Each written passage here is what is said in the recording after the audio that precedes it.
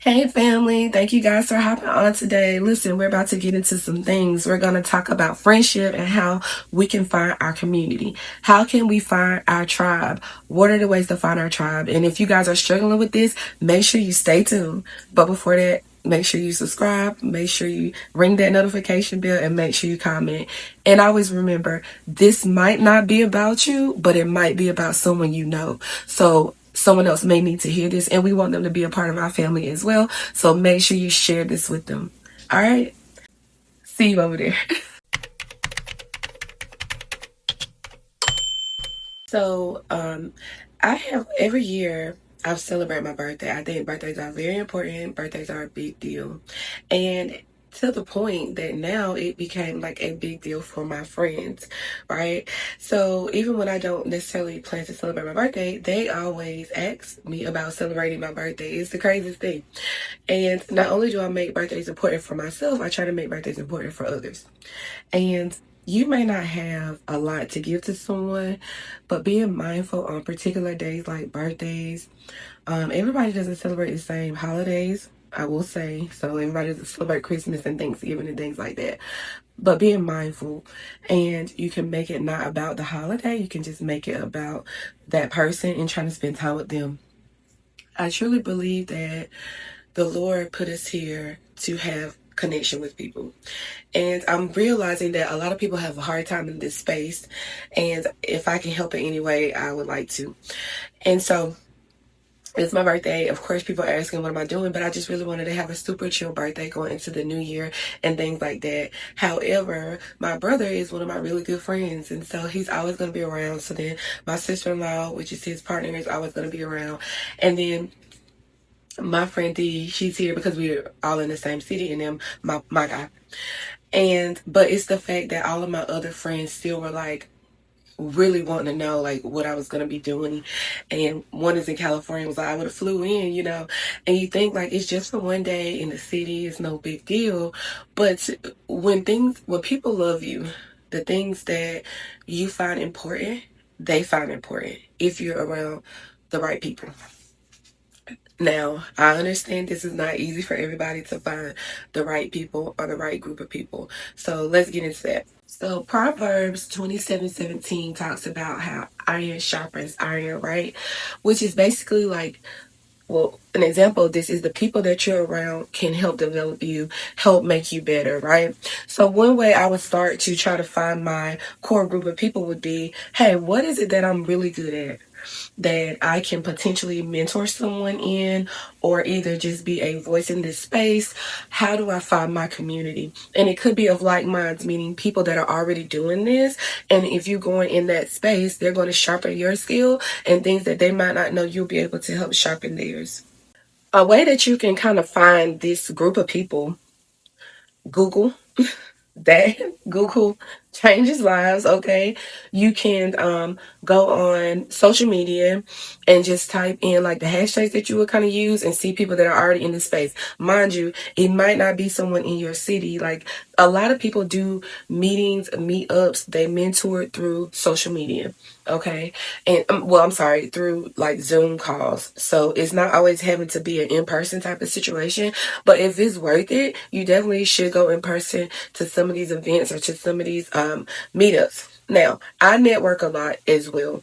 And if you go to Eventbrite in your city, you can technically find a lot of things that is happening. Just not even in this particular space, but different groups have different things all the time in cities or what have you. And you can just show up and start interacting. And if you're in the right space, someone's going to come and talk to you, and they're going to ask like, hey, they're going to figure out what it is that you need or lack, or what can you provide, so that you can then be a part of their group or their crew or what have you, right?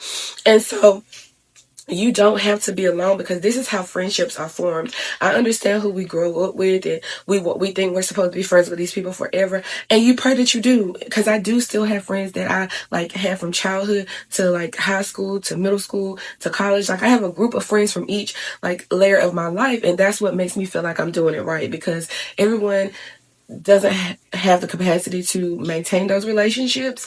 And I know that I did it right, because these people are not the type of people that get mad if you don't talk for a while. But we always check in, whether it's a group chat, whether it's like on social media, talking in the DMs, whether it's actually getting together, whether it's actually talking on the phone. The older you get, people get busy. And so your relationship with friends don't always look the way it used to look when you were young. I think we need to start there. People need to also understand that friends can't hang out all the time. Like, we have families now, we have careers, we have a lot of things that are just going on. But you need people. You need to have connection with people. The Bible always talks about community and the sense of community. And, one thing my mom used to always tell me, like when I was having a hard time, like, you need to go to church. You need to go to the community. Like, meaning, I was thinking she was just telling me to go to church to like hear the preaching. And I'm like, if I am in a terrible spot and I just can't register what the preacher's saying, that's not going to help me. It's not always about that part of it. It's a community. So you go to church and you surrounded by people that are looking for almost the same thing as you. They are looking for clarity. They're trying to believe in something. They're trying to figure out their lives. And so you go there and you end up building a community of people, not people that are in a bad way, but people that are trying to figure it out, people that are just trying to walk in a certain way or whatever, or they just needed that for that day or that moment. And I will tell you, I did one time, she gave me that advice, and I went to church and I was being grumpy, and I didn't want to be bothered with anyone. I just wanted to go there and see what I could get from the Lord. And he ended up putting people beside me, and I was aggravated, and then something took over me where I got very emotional, and the lady beside me gave me a hug. And I needed that hug. It was the best hug for, I needed it. She knew I needed that hug. And guess what? She needed it too. And she said to me, I'm right here with you, baby. Like, when she initially just held my hand during prayer, and she's like, I'm right here with you. You ain't alone in it. I needed that. My mama was nowhere near me, and I needed that lady.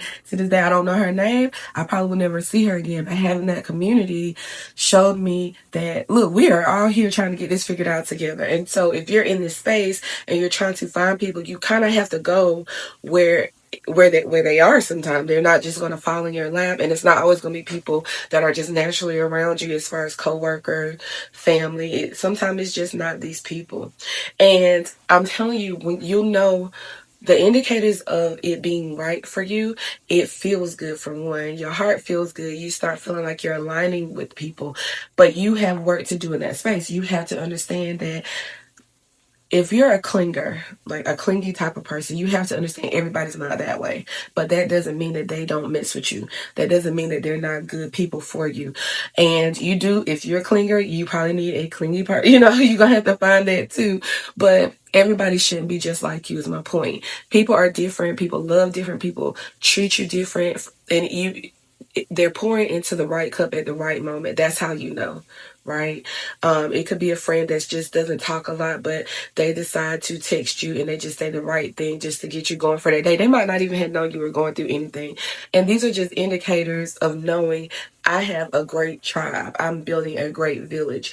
And I will tell you guys another thing, because when I first moved to the city, I thought I had the friend that I needed that covered all bases of my life. I didn't need anybody else. And I had a friend that kept saying, you need to meet other people. I'm like, for what? I really just wasn't a super open person. And let me tell you something. People infiltrated my life that needed to. They forced themselves into my life. And it was like coworkers, older coworkers. And then I just started meeting friends. Like, I had a core group of friends in the city and came there not knowing anybody except for that one friend who technically didn't even stay in the city. She stayed like a ways out, but of course would come. And when I first got to the city, it snowed terribly, back to back to back. So we were like in the house a lot. And I just, you can feel really, really lonely. But those friends, they check on you, they making sure you're okay. They knew I didn't have any other family. And they were just a great core support in the city for me when I moved here. And so I'm telling you guys, just because you started off a certain way with certain people, it doesn't mean that they are your end all be all. Open your palate, but have discernment.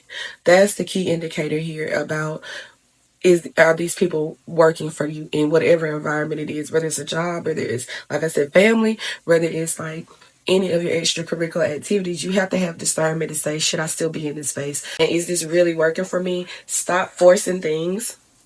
I also learn to be by yourself sometimes. Okay. I know we don't want to hear it. I know we don't like it. It's like, why would I be alone? because you need to be sometime. You don't have to do something all the time. You have to have clarity. You have to be able to have that space to have discernment and to think clearly. And then it allows you to understand that you don't own anything. You don't own people's time. You don't own people's hearts. You don't own these relationships. You just get to be a part of it, right? And also they get to be a part of yours. You don't have to give them anything. You are just a part of it. So relationships are very fluid, but the ones that you really love and the ones that really love you and respect you, they're always going to be around. They're always to some capacity going to figure out how to love and support you and show up for you. And you have to do the same. And that's where y'all get it messed up a lot. You think because people really love you and they mess with you that sometimes you don't want to accept accountability, that you're slacking in those spaces. And I live by this rule of thumb with relationships. If I'm not in a good space with someone and I want to be, I try. I'll try to call, I try to reach out, I will try to have the conversation. Now, if they're not open and they don't want to hear it, I have to then accept that I tried, you don't want the relationship. Maybe it can happen at another time in life. I don't know. If it doesn't, you have to be able to detach and move on. You can't let things just beat you into the ground. At the end of the day, people really do have things going on that really have nothing to do with you. But I want you guys to know that you can find your tribe. You can find your village. You just have to take steps. You need to find a tribe and you need to find a village because the Lord wants us to be have a community.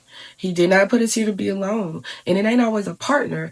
It's friends, as mentors, things like this. Sometimes you might have to pay to get access to some of these groups or some of these environments. But if you want it bad enough, if you want to sharpen your skill at being a friend or being a loving person or being, like I said, more business stuff, sometimes you have to pay to get into those environments. But when you get in those environments, you got to make it count.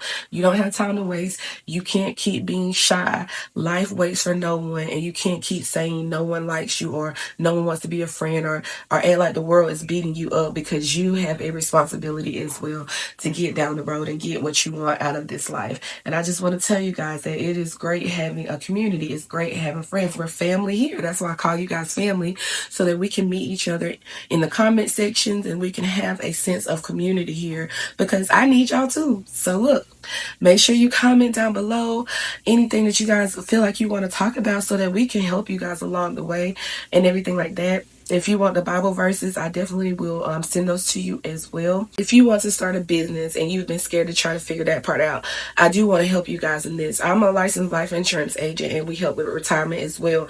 And this has been the most community-driven business I feel like I could have started. And I know a lot of people want to start a business, they don't know how, and then they don't want to be alone doing it. This is one of the best ways, as well as create passive income for yourself, that I have found with business, because I definitely had a business before and I was a one-man show. It was stressful. Okay. And that's probably why that business wasn't super successful. You don't always have to start out alone. And even if you don't want to do life insurance, it's the coaching and the mentorship along with it that you can take and implement into any other business. And that was the beautiful part for me too, when it came to this space of doing a business. Okay. And so listen, you guys know I'm going to give you guys a free quote as well if you want to figure out how life insurance products can help protect and grow your money. As well as, once again, make sure you guys go to the community tab here on YouTube. We are Wealthy Crew. That's where we're at. And I will definitely post there. You'll get some motivation there. Any updates about things will be on that tab as well. So make sure you subscribe. Make sure you hit that bell for the notifications. And welcome to our family. And I hope that this helped you guys. And like I said, if you want the Bible verse, comment Bible down below. And I'll get the verses to you guys that are showing proof that you need a community. We need each other. We need people. We're not meant to be here alone. And also stay tuned, because I'll show you guys some of my friends and some of my birthday stuff that I just did not too long ago. Bye, family.